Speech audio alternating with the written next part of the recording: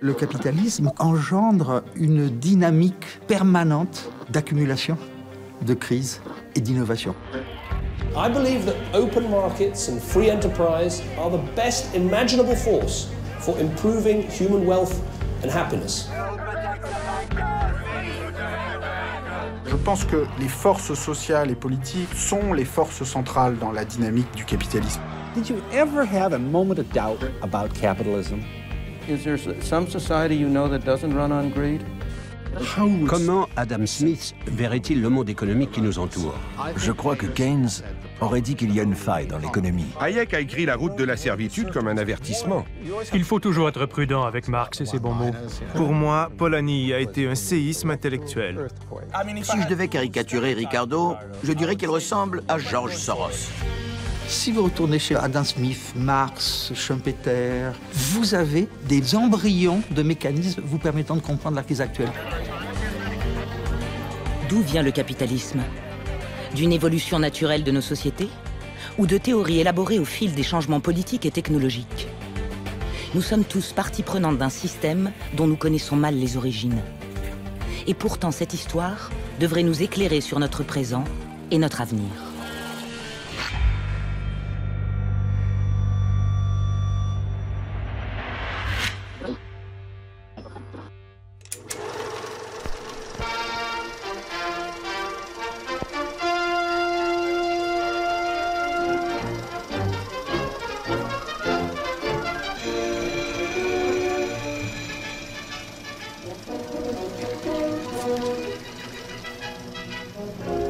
Clarion call of industry sounds good morning to America's manpower.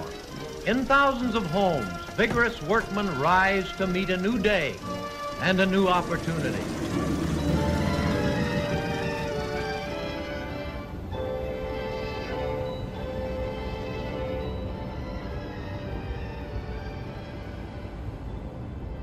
J'ai 44 ans, je suis né et j'ai grandi ici, à Flint, dans le Michigan. Je suis de la 3e génération d'ouvriers de General Motors. Je suis électricien et j'ai été président du local 651 du syndicat UAW pendant 6 ans. Je suis marié, j'ai 4 enfants.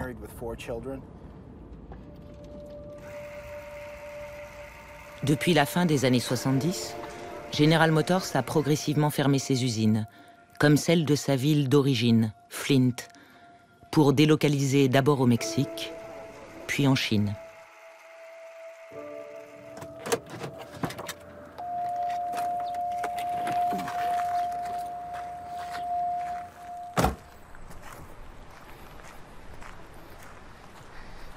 C'est le site industriel de Dort, qui comptait 10 000 employés.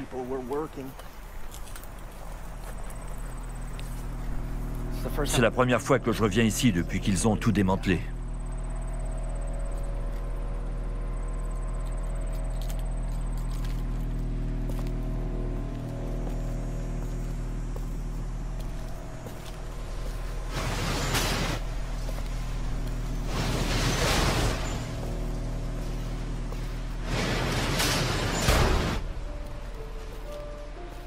La tornade économique qui a déraciné les usines General Motors de Flint et entraîné la perte de dizaines de milliers d'emplois est bien une décision politique.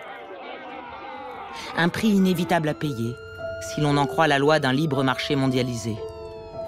Un marché défini au cours du 19e siècle par 2 amis, David Ricardo et Thomas Malthus. Voici comment les intérêts politiques et économiques de nos contemporains ont contribué à créer un marché mondialisé au nom d'idées du 19e siècle.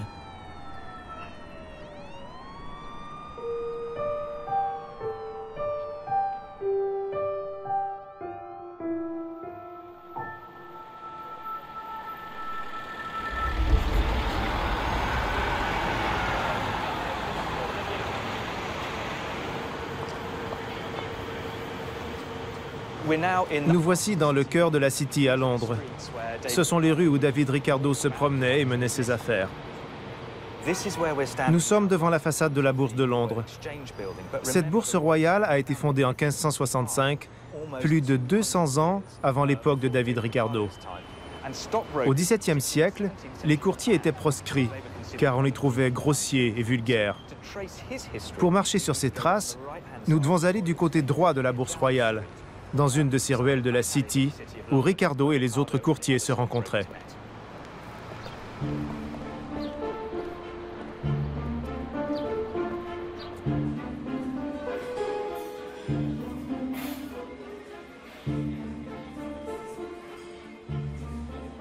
Ricardo est né et a été élevé en Angleterre. Sa véritable formation a démarré à 14 ans, lorsqu'il a commencé à travailler avec son père à la bourse.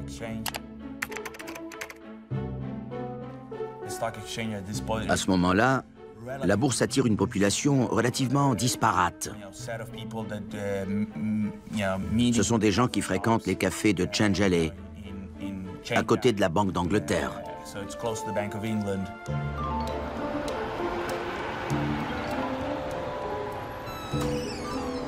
Le Jonathan's Coffee House se trouvait à cet endroit. Dans le dernier quart du XVIIe siècle, quelqu'un a gravé « Bourse des valeurs » au-dessus de la porte du Jonathan's Coffee House. Pour moi, la Bourse de Londres est vraiment née à ce moment-là.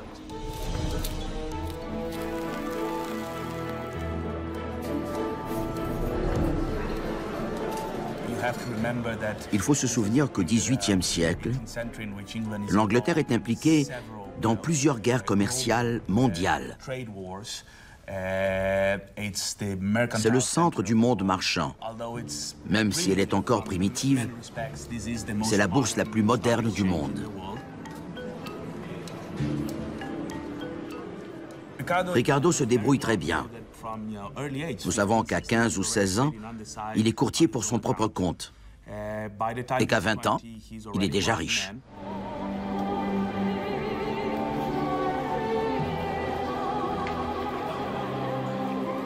En 1796, il est très aisé. Il achète des propriétés et il séjourne à Bath.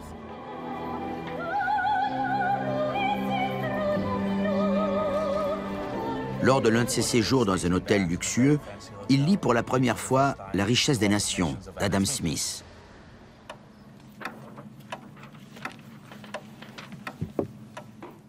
Le livre d'Adam Smith le pousse à réfléchir plus largement à l'économie politique.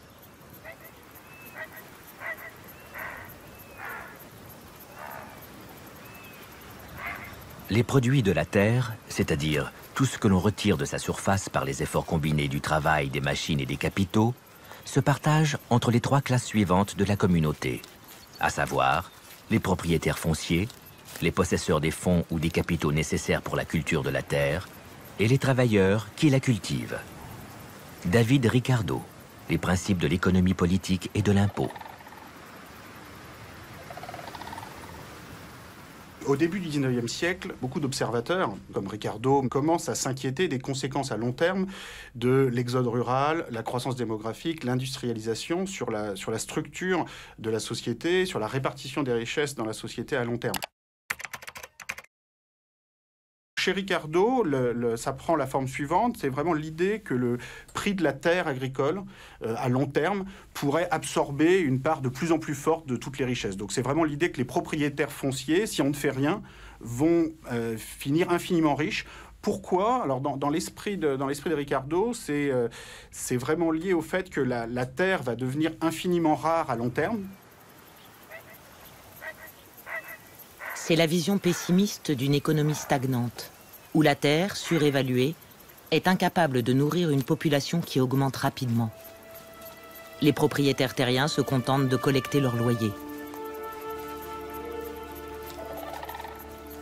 À l'origine de ce pessimisme, Thomas Malthus, un ami de Ricardo, dont les travaux sur la croissance démographique ont profondément influencé les intellectuels britanniques de l'époque. Malthus est né en 1766. On l'éduque d'abord à la maison, puis dans une école religieuse, avant d'aller à l'université pour quelque temps. Enfin, il entre à Cambridge. Il publie son premier essai en 1798, de façon anonyme. Essai sur le principe de population. Malthus y expose comment, à court terme, la croissance de la population va dépasser sa capacité à produire de la nourriture. D'après lui, ce qui maintient l'équilibre de la population humaine, c'est la misère et le vice. Et par misère, il entend tout ce qui peut causer la mort. Thomas Malthus, who fancied himself something of a mathematician, summarily decided that the world would be out of food by 1890. He blamed reduced mortality rates. C'est important de bien voir que les penseurs économiques sont des êtres politiques, comme chacun d'entre nous. Ils voient le monde autour d'eux. Dans les années 1790, le monde autour des Anglais qui réfléchissent sur le monde, c'est notamment la Révolution française. Cette inquiétude très politique face à l'évolution de la Révolution française est tout à fait centrale pour expliquer, pour comprendre la peur de Malthus par rapport à la surpopulation. C'est-à-dire qu'il y a vraiment cette idée, oh là là, le monde moderne peut devenir une chose terrible, parce que la croissance de la population va nous précipiter tous dans la misère des masses et dans la Révolution. Mais David Ricardo a un remède à la vision très sombre de son ami. Comme Adam Smith, il explore les mécanismes de la croissance économique. Mais il va jusqu'à formuler une série de propositions concrètes pour libérer le marché et les initiatives privées.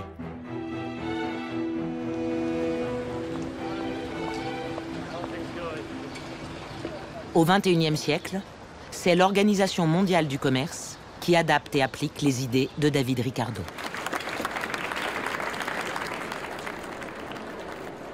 Elle a été très bien expliquée à l'époque par M. Ricardo. Elle est toute simple.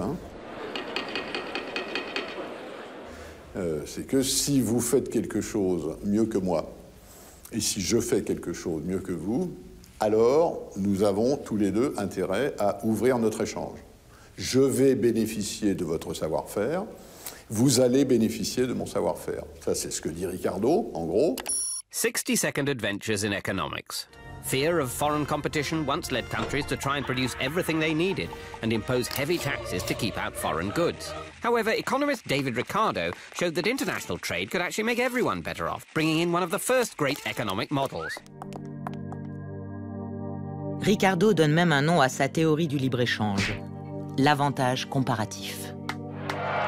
La théorie est née d'un débat houleux à l'époque sur la réduction des taxes à l'importation du blé. C'était une façon de combattre le pouvoir des propriétaires terriens en encourageant la concurrence et, de ce fait, la baisse du prix du pain.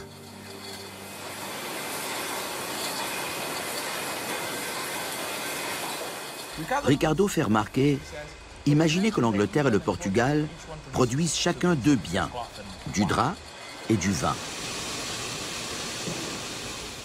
Vous voyez, vous fabriquez deux produits et moi aussi. Je suis meilleur pour produire du drap et vous êtes meilleur pour faire le vin. Pourquoi devrais-je produire les deux quand je peux me spécialiser, obtenir un avantage comparatif, mon avantage particulier à produire du drap, et produire plus de drap afin de produire plus, plutôt que de me diversifier? Et vous, qui êtes meilleur en production de vin, vous vous spécialisez dans le vin et vous serez meilleur. By specializing, they can then export these surpluses to each other and both end up better off. This is the principle of comparative advantage. Il y avait des hypothèses extrêmement particulières. Il y avait plein emploi, tous les pays avaient accès à la même technologie. Donc il y avait, comme les magiciens, si vous voulez, il y avait un truc. On a oublié le truc et on a vendu comme universelle la loi que tous les pays ont intérêt à utiliser. Et alors, à une époque où il y a quelques cyniques, on a utilisé de façon rhétorique ce résultat théorique pour forcer les marchés.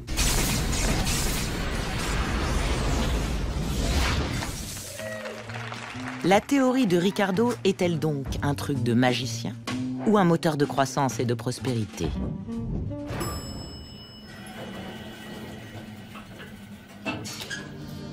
Le commerce extérieur est très avantageux pour un pays, puisqu'il augmente le nombre et la variété des objets auxquels on peut employer son revenu.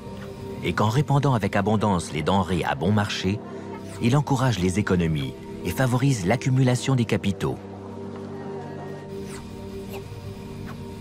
David Ricardo, les principes de l'économie politique et de l'impôt. Monsieur Ricardo avait imaginé son système, mais dans un monde dans lequel la distance était encore un facteur de viscosité de l'échange international. On était loin, les transports étaient coûteux.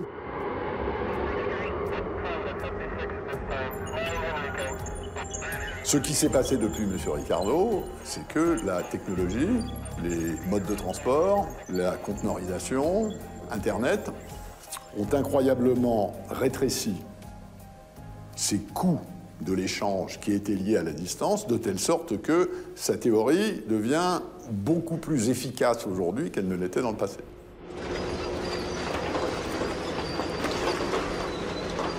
Notre enquête sur sa théorie originale et sa mise en pratique au XXIe siècle commence à Flint.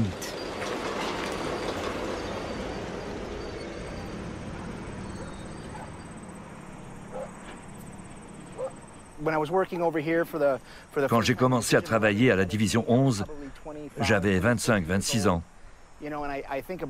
Je me souviens de mon enthousiasme, sans penser à ce qui se passerait 20 ans plus tard. J'avais un emploi sûr, j'aimais mon travail, j'aimais être électricien, j'aimais mes collègues. J'ai commencé à m'impliquer dans le syndicat pour pouvoir leur parler, défendre leurs droits, jusqu'au moment où les choses ont commencé à décliner. Mais voir l'herbe repousser là où nous construisions les éléments des véhicules General Motors, c'est horrible. Wow.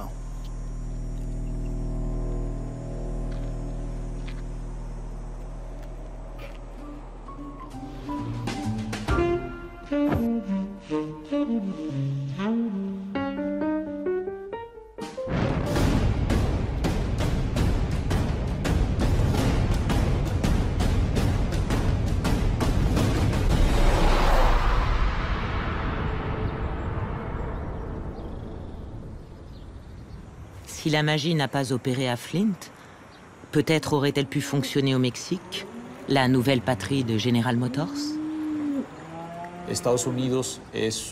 Les États-Unis sont un pays riche en capital. Le Mexique est un pays riche en main-d'œuvre. Si nous nous réunissons, nous sommes très complémentaires. C'est ce que nous avons constaté.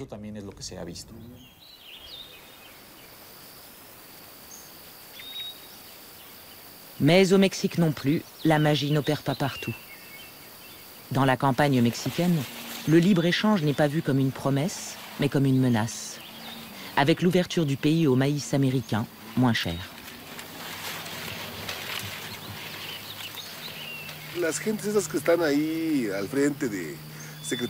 Tous ces décideurs et ces ministres qui instaurent les politiques agricoles, ils ne se mettent pas à notre place. Par exemple, le traité de libre-échange ne nous effraie pas en soi, mais je pense que nous, en tant qu'agriculteurs et paysans, nous faisons face à un système inégal. Les producteurs des États-Unis obtiennent beaucoup de soutien et de subventions. Nous, on n'a droit qu'à la subvention pro campo, correspondant à 1100 ou 1200 pesos par hectare.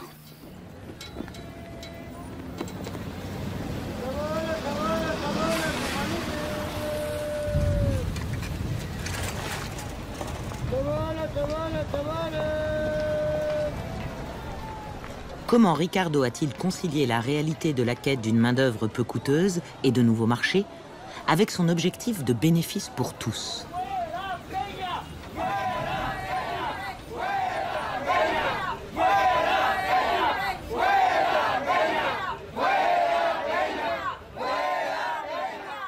Il y a deux clauses importantes dans le livre de Ricardo. Tous ceux qui perdent leur emploi dans la production de draps au Portugal doivent obtenir un emploi dans la production de vin. Et en Angleterre, tous ceux qui avaient un travail dans la production de vin devaient obtenir un travail dans la production de draps.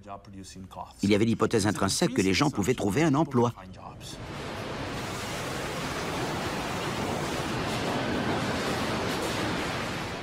Ricardo, de façon très explicite, dit qu'il ne doit pas y avoir de mouvement de capitaux.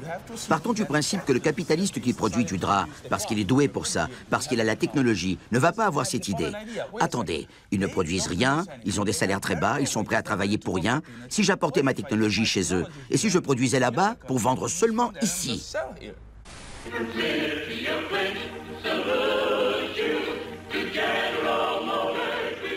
Les raisons pour lesquelles General Motors a quitté Flint n'avaient rien à voir avec le libre-échange ou David Ricardo, mais bien avec la recherche d'une main-d'œuvre meilleur marché.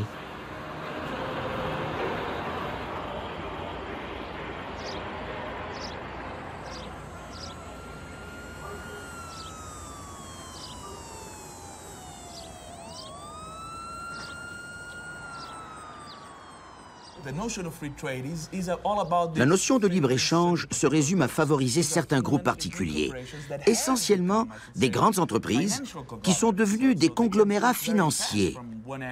Elles peuvent donc passer très rapidement d'un domaine à un autre. C'est un certain modèle de société que l'on vend au public. Non seulement avec la rhétorique de la liberté, mais aussi avec la rhétorique du savoir scientifique.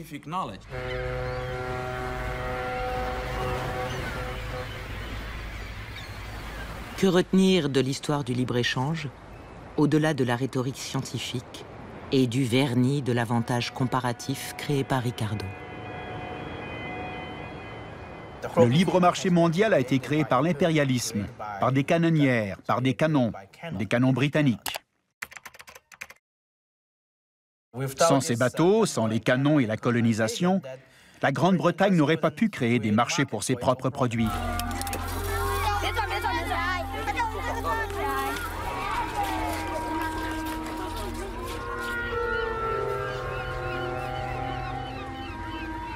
Plus de canonnières aujourd'hui, mais des bateaux chargés des productions du sud de la Chine, en route pour le marché mondial, image de la force économique grandissante du pays. Ces enfants ne vont pas contempler les bateaux, mais visiter le musée tout à côté.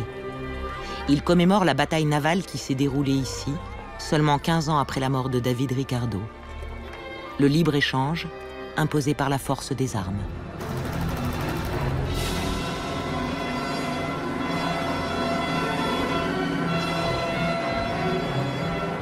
Ce fut la guerre de l'opium. Et le gouvernement chinois a fait réaliser un film pour commémorer cet épisode.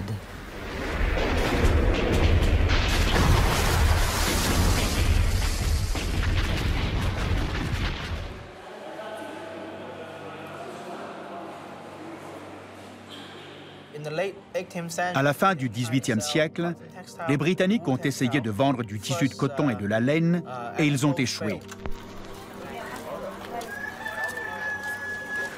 Tout d'abord, le climat de la Chine est relativement chaud pour la laine, et pour ce qui est du coton, la Chine a une industrie textile plus avancée. La seule façon pour l'Angleterre d'équilibrer les échanges avec la Chine était de passer par les armes et les bateaux et la vente d'opium.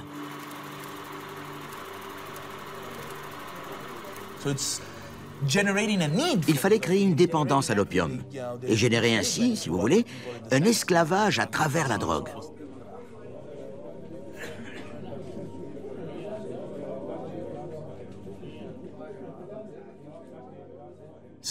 C'est ça la façon dont le libre-échange s'est développé.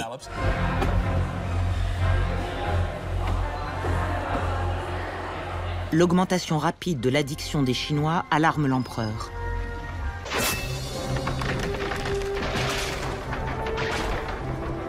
Il charge alors le général Lin Zexu de détruire l'opium existant, d'en interdire la vente et d'arrêter les marchands. La balle était maintenant dans le camp de la reine Victoria. If I were in Lin Zexu's position, I would also burn all the opium. But now it's not the opium issue, nor the issue of the lives and properties of a few merchants. If all nations follow China's example and reject free trade, the British Empire will no longer exist within a year. This is the reason for us to use force. la marine britannique triomphe de l'armée chinoise, technologiquement inférieure.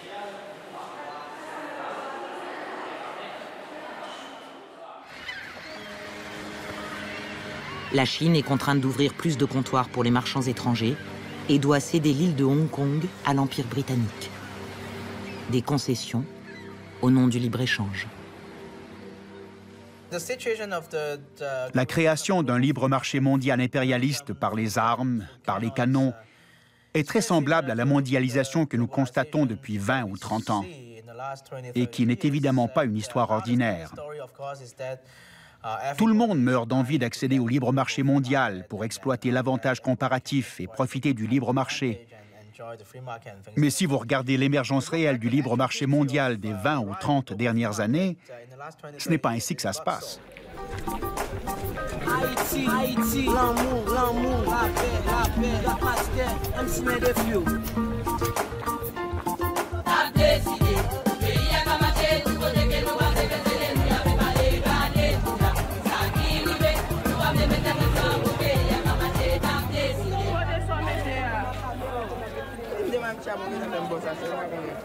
Claire Motel, réfugiée à Port-au-Prince, est victime de ce fameux libre-échange. Pour Haïti, les prêts internationaux sont la version moderne de la guerre de l'opium. La vie est si dure que même si tu as 50 $ en poche, tu ne peux rien en tirer. Tu ne peux pas t'en servir pour te préparer quelque chose à manger. Tu es une femme et tu ne peux rien faire. Tu ne peux rien faire d'autre que du commerce. Et quand tu fais du commerce, tu es obligé. À Port-au-Prince, l'eau, tu dois l'acheter. Tu dois acheter tout ce dont tu as besoin. La vie est devenue très dure. Mais comme tu es une femme qui fait du commerce, tu auras quelque chose. Même si tu n'as pas trouvé une vraie solution, tu auras quelque chose. Et tu restes là, tu te lèves chaque jour. Tu es une femme. L'eau, tu dois l'acheter. Le savon, tu dois l'acheter.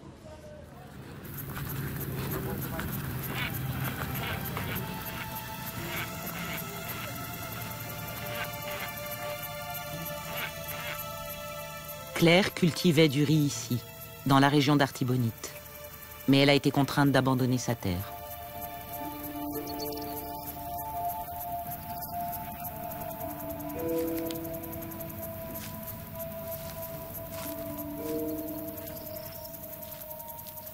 Le premier coup reçu par la position agricole, ça a été le processus de libéralisation entamé avec le coup d'État dans les années tout de suite après 86.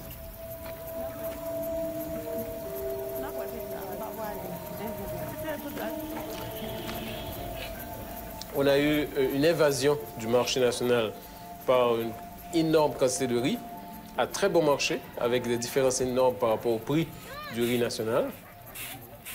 Ça aussi a conduit à un appauvrissement rapide des producteurs paysans qui aujourd'hui sont dans la misère, ils sont obligés d'émigrer vers Port-au-Prince, vers la ville, pour chercher du travail qu'ils ne trouvent pas d'ailleurs. C'est Washington qui a demandé l'ouverture du marché à de nombreux pays en développement, dont Haïti. C'était la condition pour obtenir un prêt du FMI, le Fonds monétaire international, une organisation créée après la Seconde Guerre mondiale, entre autres pour promouvoir le libre-échange comme facteur de croissance, ainsi que le professeur Ricardo.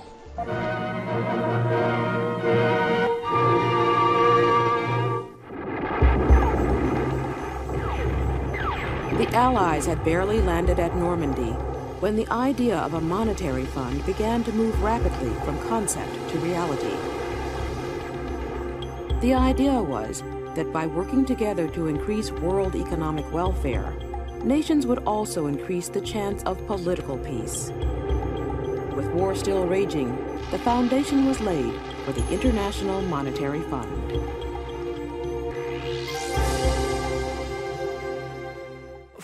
À partir des années 50 et surtout 60, de nombreux pays sont devenus indépendants. Ces pays que nous appelons aujourd'hui les pays en voie de développement, où les marchés émergents ont commencé à avoir des perspectives de croissance importantes. Ils ont voulu emprunter pour financer les investissements dont ils avaient besoin. Et c'est là que les ennuis ont commencé. When countries face economic crises or want to prevent them, they can turn to the IMF for advice and loans to help put out their fire and restore stability. Any member of the IMF, be it rich, middle income, or poor, can ring the bell to ask for a loan. These loans come in various shapes and sizes. They're cheaper than other sources and are tailored to specific needs. Ils viennent et disent « Nous allons vous donner des crédits relais. Nous allons vous aider à restructurer votre dette, mais il y aura des conditions. » Et les conditions sont celles de l'idéologie extrême du libre marché et l'ouverture du pays au pillage pur et simple par les firmes internationales. Look, don't give me a hard luck story. I hear them every day, and quite frankly, they bore me. The facts are simple. In 1973, this bank gave you a loan, and you still haven't paid it back. Si ces pays se sont attirés des ennuis et ne peuvent pas rembourser leurs créanciers extérieurs, doit-on les laisser tomber, comme on l'a fait entre les deux guerres? Ou doit-on faire intervenir un organisme plus multinational, basé sur des règles, pour permettre la renégociation de leurs dettes et les aider à s'orienter dans une voie plus durable? Times are tough, and we're all having to clamp down. And don't look at me like that. This is a bank, not a charity.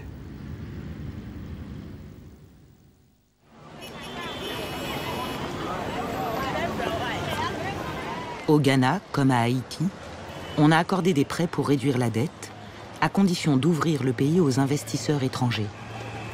Le programme avait même son propre nom, Programme d'ajustement structurel. Ce marché vous montre le chômage de masse qui existe au Ghana.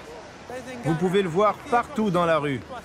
Les gens vendent des biens et des services. C'est le marché noir non réglementé.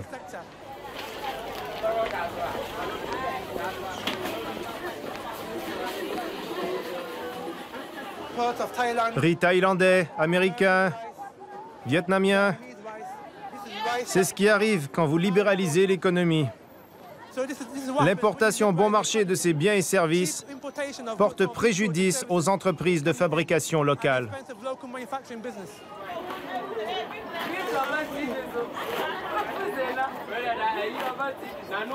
On a eu, il y a une vingtaine d'années, des critiques contre la mondialisation. Leur argument principal était ce système n'est pas bon pour les pays en développement. Parce que ouvrir la concurrence entre des pays pauvres et des pays riches, entre des pays faibles et des pays puissants, c'est le pot de terre contre le pot de fer. Le pot de terre sera toujours perdant. Ce mécanisme supposé vertueux chez les économistes où un pays possède un autre pays et investit son capital dans un autre pays, ça n'a pas du tout marché. Parce que, en fait, être possédé par un autre pays, c'est pas forcément un gage de développement humain, social et politique réussi.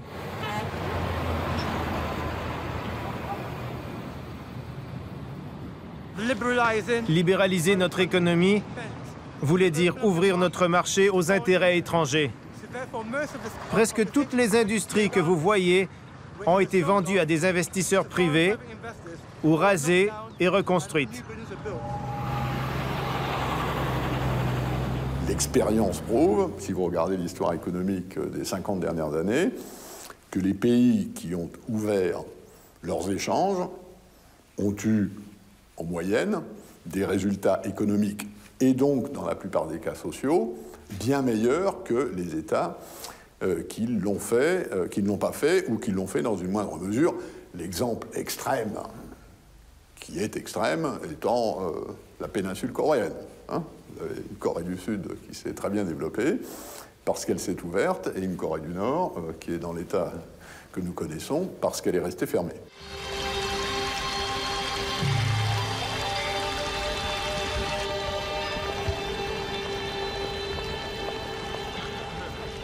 On le voit notamment, les pays asiatiques, d'abord le Japon, puis la Corée, Taïwan, aujourd'hui la Chine, qui rattrapent le niveau de production des pays occidentaux, c'est essentiellement par un rattrapage du niveau de productivité, de technologie.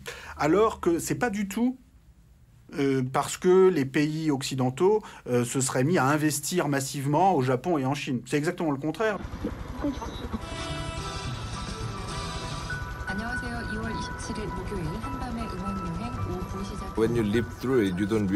Quand vous êtes dedans, vous ne vous en rendez pas compte. Mais avec le recul, je sais que j'ai vécu l'une des transformations sociales et économiques les plus rapides de l'histoire.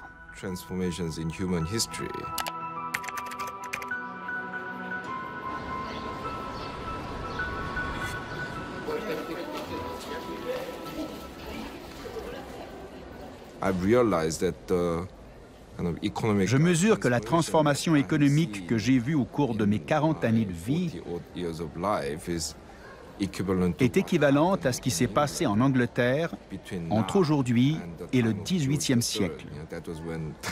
À l'époque, les États-Unis étaient encore une colonie britannique.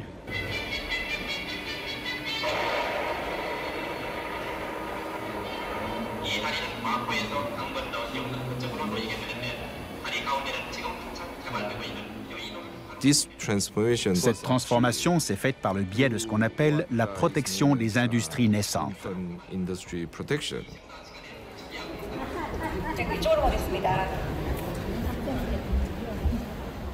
Les visiteurs de ce musée découvrent les figures de cire des architectes de l'industrialisation de la Corée du Sud. Tous des militaires. Ils ont bâti la première aciérie du pays, clé de son industrialisation.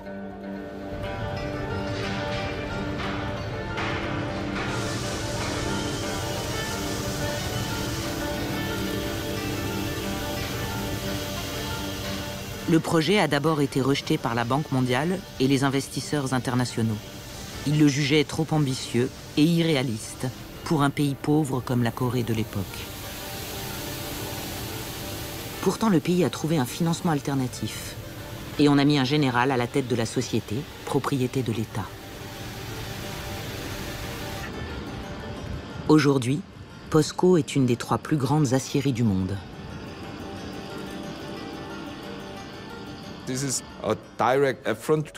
C'était un affront à la théorie économique standard. Ce projet allait à l'encontre de toute doctrine connue dans les normes économiques.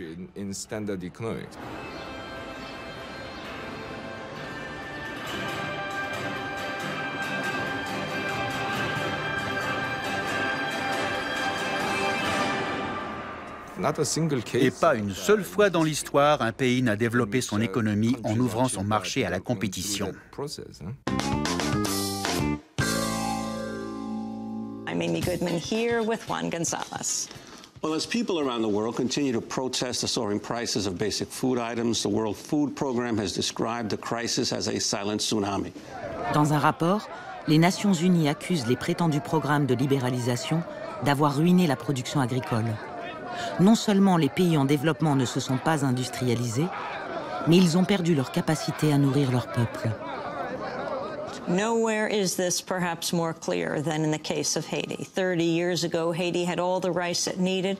Then in 1986, Haiti turned to the IMF for a loan. Now, after cutting tariff protections on local rice, Haiti imports most of its rice from the United States, which in turn remains heavily subsidized. Since 1981, the United States has followed a policy that we rich countries that produce a lot of food should sell it to poor countries and relieve them of the burden of producing their own food. So thank goodness they can leap directly into the industrial era. It has not worked. It's maybe been good for some of my farmers in Arkansas, but it has not worked. It was a mistake. It was a mistake that I was a party to. I am not pointing the finger at anybody. I did that. I have to live every day with the consequences of the lost capacity to produce a rice crop in Haiti to feed those people.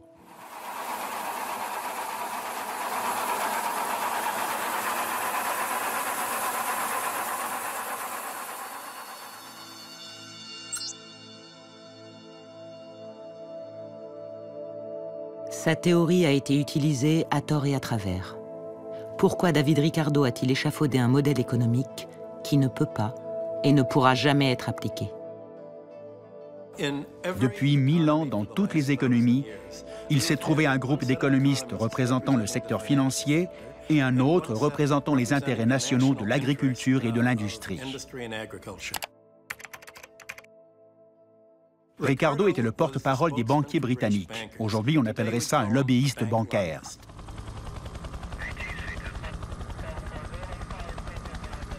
Il avait le problème suivant. À son époque, les gens critiquaient le fait que les 3/4 du budget de la Grande-Bretagne, après les guerres napoléoniennes, servaient à payer des intérêts aux détenteurs d'obligations. Les gens débattaient des emprunts étrangers. Donc, Ricardo avait la même vision que les économistes post-classiques. Il disait « Ne regardons pas du tout la dette. Je vais créer une vue de l'économie comme si toute l'économie fonctionnait sur le troc sans dette. Tout comme s'il n'y avait pas d'argent et que l'argent n'était qu'un voile. » C'est vrai qu'il a les intérêts de sa classe, qui sont plutôt les intérêts d'un agent de change, d'un financier. Je pense quand même que par moment, il défend ses intérêts, mais par moments, comme chacun d'entre nous, il essaye aussi de raisonner d'un strict point de vue désintéressé et d'un point de vue logique.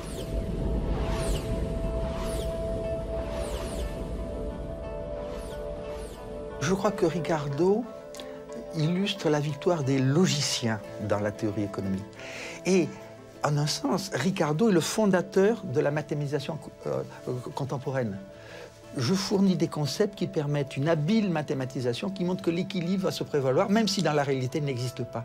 Et donc moi je trouve qu'effectivement il a un grand rôle en légitimant des hypothèses fausses afin de justifier un modèle. Donc c'est lui l'un des grands fondateurs de cette idée.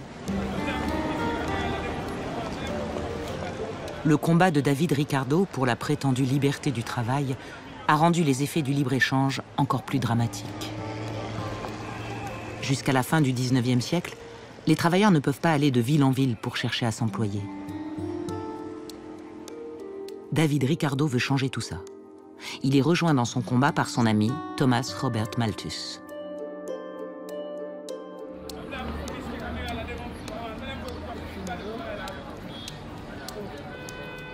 Port-au-Prince, la capitale haïtienne, ressemble à un cauchemar malthusien, très proche des villes anglaises de son époque. Un paysan anglais dans la misère recevait au moins l'aide de sa paroisse.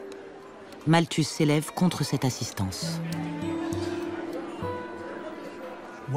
Pour lui, ça laisse aux gens qui ne peuvent pas subvenir à leurs besoins la possibilité de se marier et d'avoir des enfants. Et cela leur enlève toute motivation à travailler.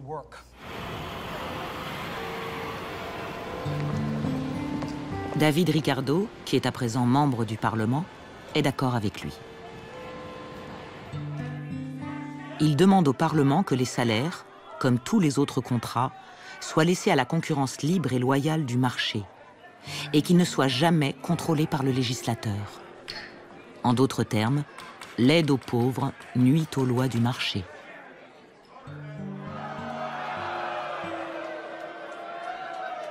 En 1832, le Parlement réunit une commission nationale pour étudier un nouveau projet de loi sur la pauvreté. L'amendement est voté en 1834. Il tient compte des remarques de Malthus et Ricardo. L'idée est de construire des hospices pour les pauvres.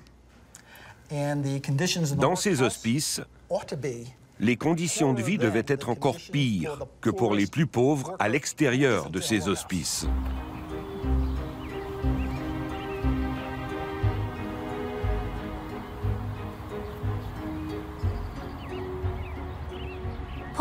Pour les pauvres qui trouvaient refuge dans ces hospices, c'était le dernier recours.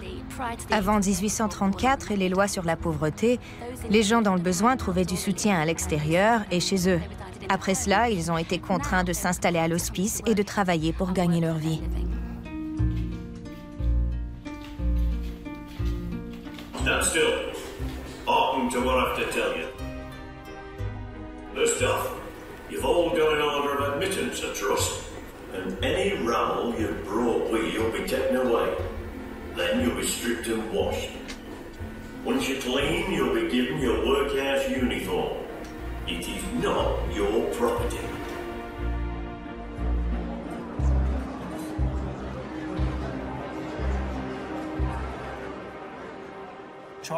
Au milieu du 19e siècle, Charles Dickens écrit sur les hospices de pauvres. Et les hospices qu'il décrit sont ceux d'après la révision de la loi en 1834.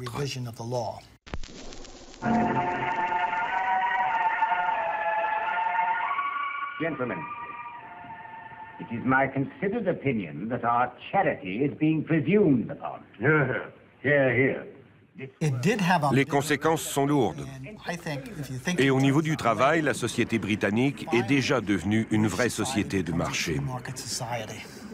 Le travail est libéré, comme la terre et le capital. Les travailleurs doivent trouver du travail.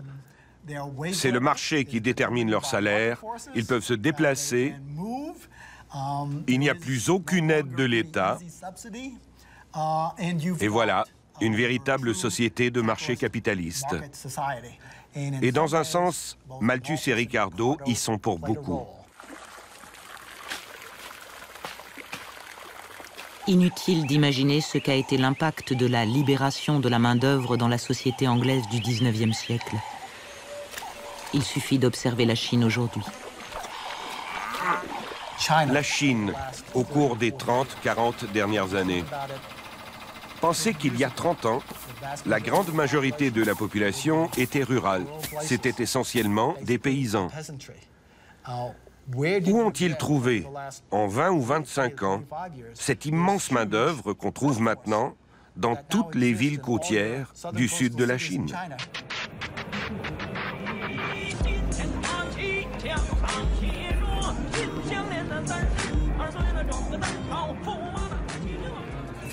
Vous aviez une population à majorité rurale. La plupart des gens étaient agriculteurs. Les terres étaient communes, puis elles ont été privatisées.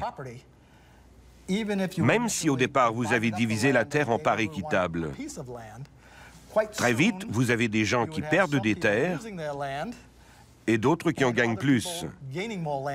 Et vous vous retrouvez vite avec des grands propriétaires terriens et des petits propriétaires, et une large population sans terre du tout. C'est ce qui a créé cette main-d'œuvre potentielle.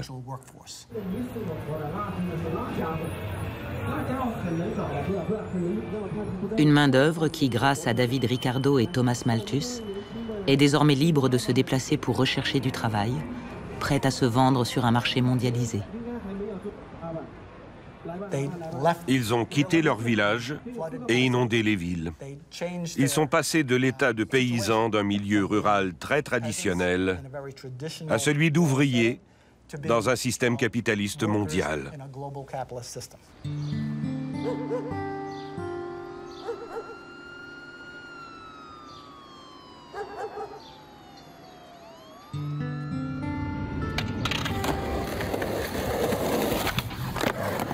Une main-d'œuvre mondiale qui a permis à General Motors d'ouvrir des usines en Chine et au Mexique, laissant sur le carreau les ouvriers de Flint, incapables de la concurrencer.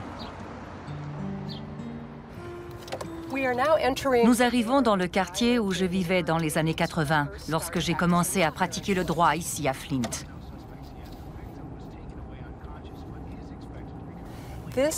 Ces maisons ont été construites par General Motors pour loger les ouvriers de la région qui venaient travailler dans ces usines.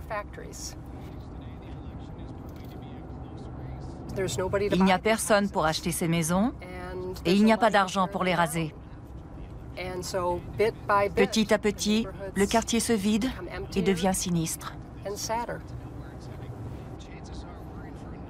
Flint est un cul-de-sac pour les idées de Ricardo. Premièrement, General Motors a quitté la ville pour trouver de la main-d'œuvre moins chère, tordant le cou à la notion de libre-échange de Ricardo. Deuxièmement, dans une version actuelle du débat initié par Malthus avec les lois sur la pauvreté, l'État du Michigan a commencé à suspendre certaines aides accordées aux plus démunis. On Wednesday, the Republican-controlled Senate passed a House bill that puts a 48-month cap on state welfare benefits. Democratic Senator Gretchen Whitmer says another tool for the disadvantaged has been taken away. We've got too many kids in poverty as it is, and that's not how you move a state forward.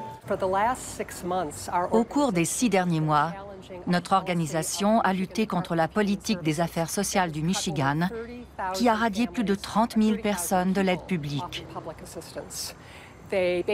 En fait, on se focalise non pas sur qui on peut aider, ni sur ce que ça coûte de sortir les gens de la misère, mais sur l'argent qu'on va économiser et les moyens d'empêcher les autres de les aider. Without the help of the state, my kids would be going hungry. And I'm not even going to allow that. Les questions soulevées par Malthus et Ricardo lors des lois sur les pauvres sont toujours d'actualité.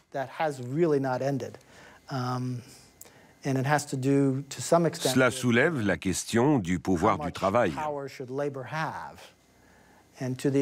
Si votre filet de sécurité est élevé, si vous avez un salaire minimum qui permet un niveau de vie minimal,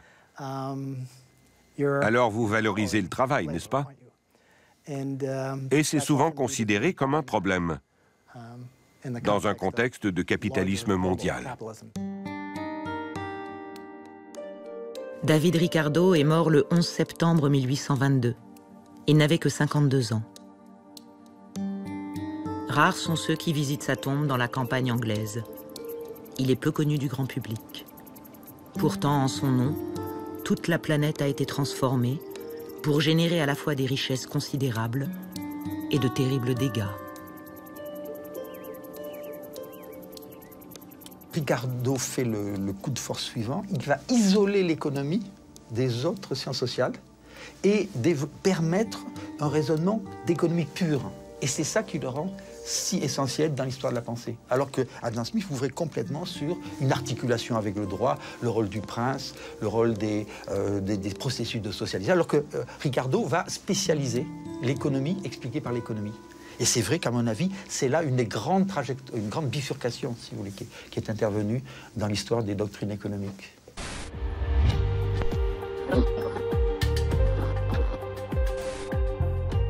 David Ricardo et Thomas Malthus ont participé à la restructuration de la société selon la logique du marché.